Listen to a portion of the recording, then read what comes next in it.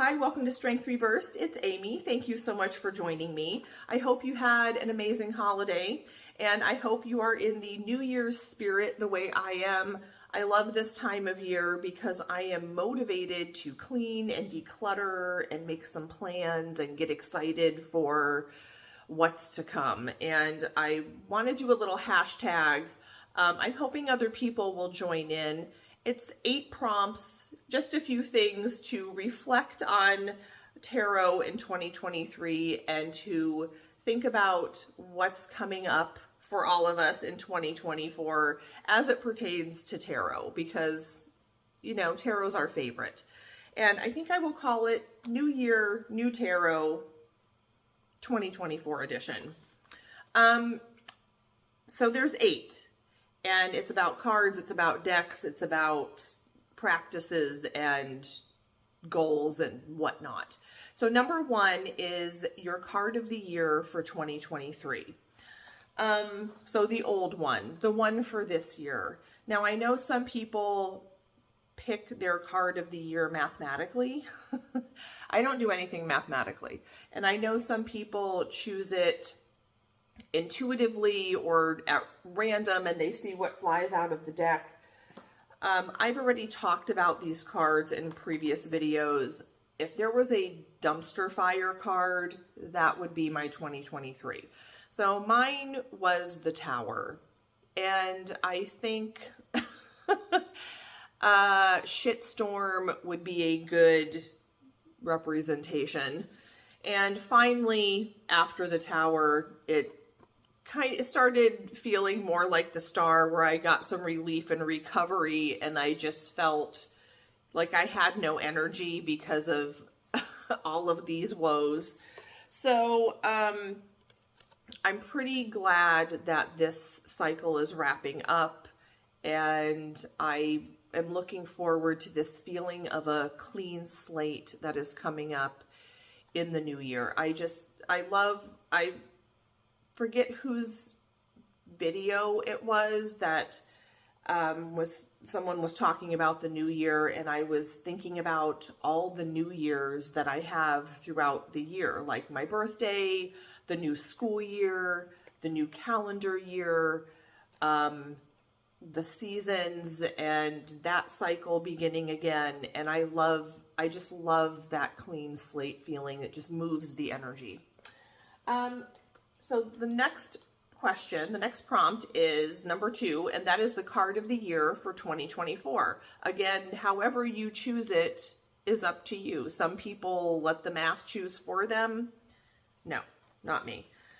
I also had a video where I talked about my end of the year as Judgment, and I feel like I'm moving into a cycle where that, you know, the Tower and the Star have come and gone, and now I am choosing how I want things to look, and I'm making some pretty conscious choices.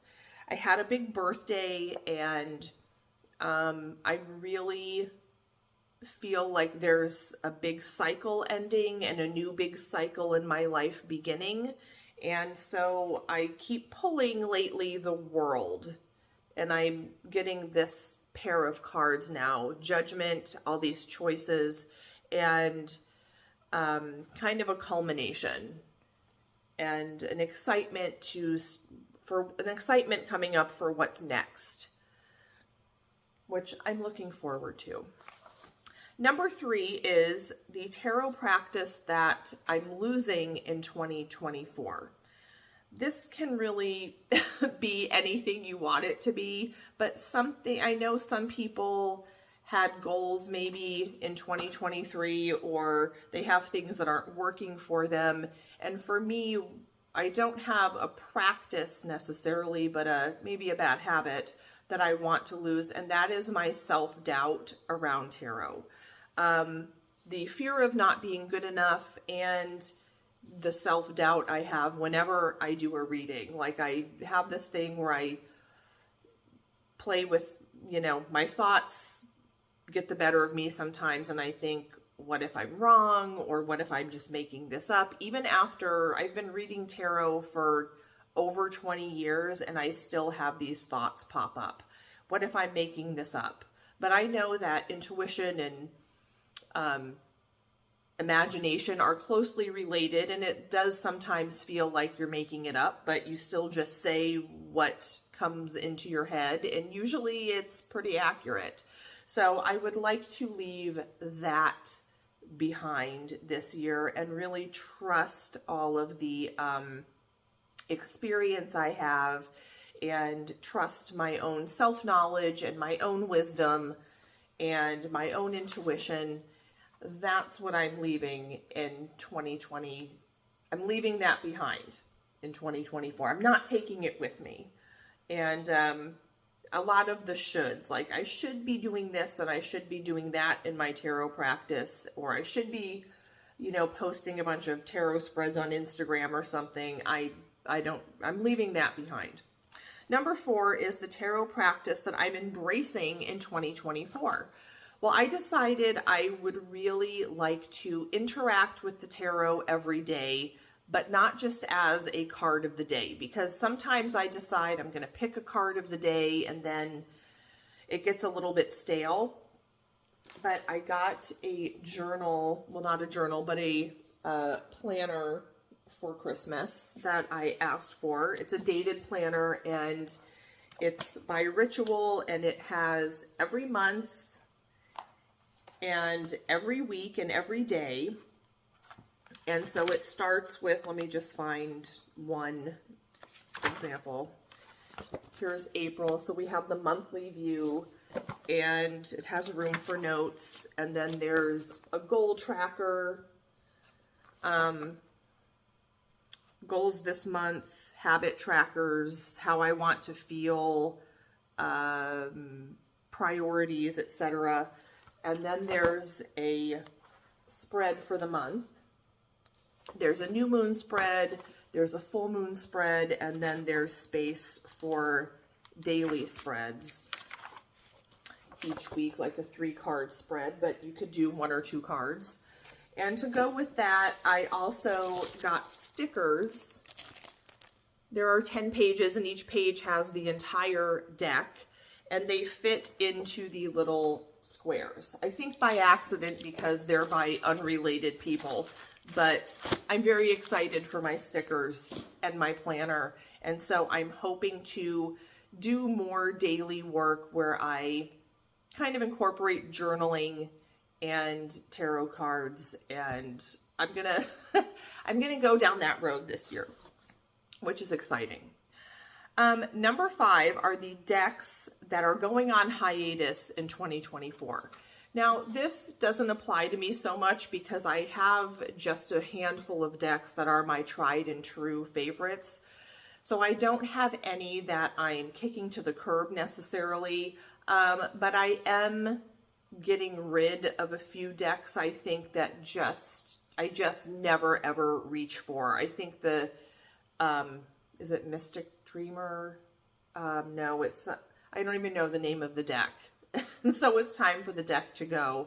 And there are a couple of decks that just physically are damaged that I'm going to, you know, probably throw into the fire pit when I have a fire one day. But as far as some decks that I'm using, I don't usually intentionally cycle through decks, but I know a lot of people do. And some people might be letting go of decks, or just maybe they were focusing on them for December or for 2023 and they're putting them on the back burner again. I don't know, but I want to know, so tell me.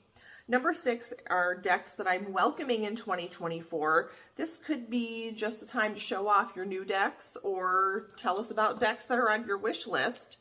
I did get 3 decks for Christmas, and 2 of them I asked for, and I didn't know if I'd get them, but they were just on a shopping list. And 1 was a surprise, which I love getting surprise decks. The first one that I asked for was the Star Trek The Next Generation tarot deck. I love Star Trek The Next Generation. It's the Star Trek that I really mostly watch. The other ones were not as fascinating to me. And I cannot, of course, Wharf is the strength card, so I'm excited about that. And I don't know if you're like me, but this is still in the plastic, and after I get a new deck, I just kind of coexist with it while it's brand spanking new for a few days.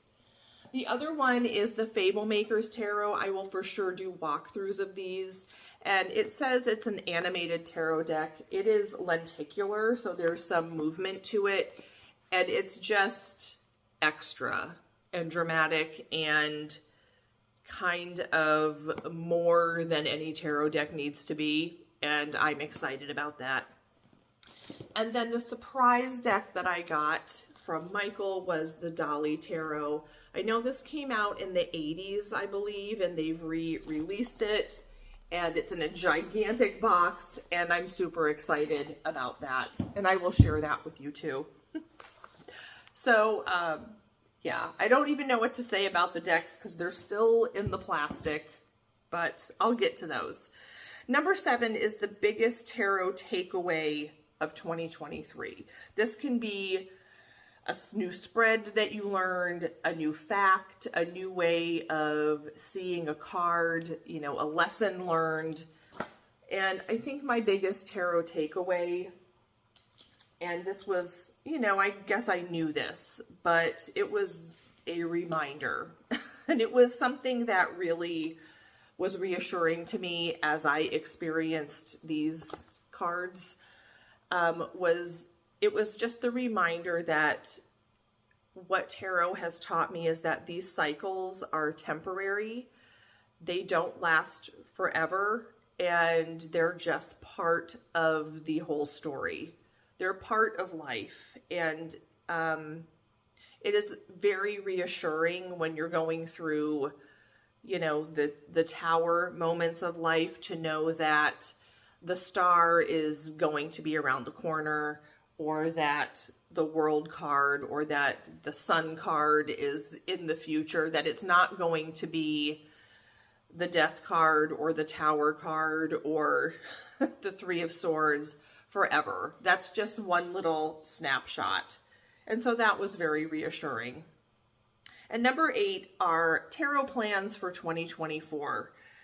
This can be goals you have, New Year's resolutions if you're into that, skills, books you want to read, courses you want to take, stuff you're doing on your channel. And my goal for 2024 is to start, I'm taking the plunge, and I've done a lot of reading for other people in the past, but I want to do that much more and more regularly. So don't want to have a big business, but I do want to start hanging out my shingle a little more. I'm feeling very called to do that. And surreptitiously, that's not the word that's a completely wrong word. And I did not mean surreptitious. I meant another word that is flying out of my head right now. I'll get back to you. I'll get back to you on that, but okay.